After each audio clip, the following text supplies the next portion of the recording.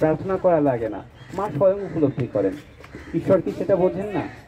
তো ঈশ্বরের কাছেও প্রার্থনা আসলে দরকার হয় না।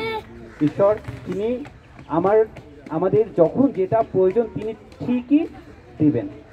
তিনি তো আমাদের মায়ের চেয়েও তিনি বেশি মমতাময়, কৃপাময়, দয়াময়। কিন্তু যাই হোক, এই পরে আবার আলোচনা হবে। এবার আরেকটা শ্লোক পড়ে শেষ করে দিই। বিধিহীনম অসৃষ্টান্নম মন্ত্রহীনম অদক্ষিণম শ্রদ্ধা বিরহিতং যজ্ঞং তামসং পরিচক্ষতে। অর্থাৎ শাস্ত্রবিধি বর্জিত, অন্নদান শূন্য, মন্ত্রবিহীন, দক্ষিণাবিহীন এবং শ্রদ্ধারহিত যজ্ঞকে তামসিক যজ্ঞ বলা হয়। আপনার একটা যজ্ঞকর্মে শাস্ত্রবিধি মেনে চলা আবশ্যক, সেখানে অন্নদান করা কর্তব্য, অর্থাৎ আপনাকে কিছু না কিছু দান করতে হবে, বা যেমন একটা অন্নদান।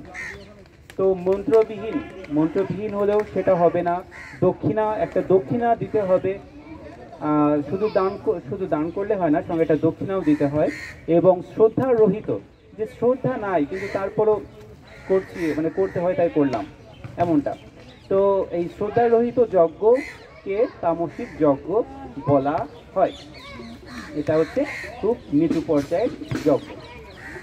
এটা অনেকটা হয়ে থাকে। আমরা যত পূজা অর্চনা করি না কেন, যে দুর্গা পূজা, কালী পূজা, যে পুরান ঢাকায় কিভাবে হয় পূজা, তো এটা অধিকাংশ সবই তামসিক পর্যায়ের পূজা অর্চনা হয়ে থাকে।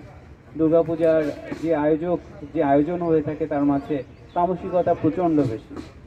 তো এতে ভগবান খুশি হন না। আমরা তার কৃপা নয়, তার আশীর্বাদটাই আমরা আসলে পাওয়ার যোগ্য, সম্ভবত সেটাই পাই, আমি জানি না। তো এটাই আজকের পাঠ আমরা এখানেই শেষ করি।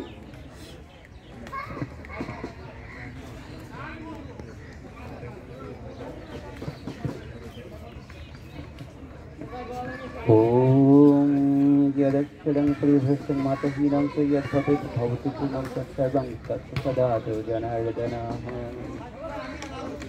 ओम सर्वपुरुषोद काबोदग्ध गोपालनन्दनः पार्थवच्च सुधीर्भोक्ता दुग्धं गीतामृतं महत्।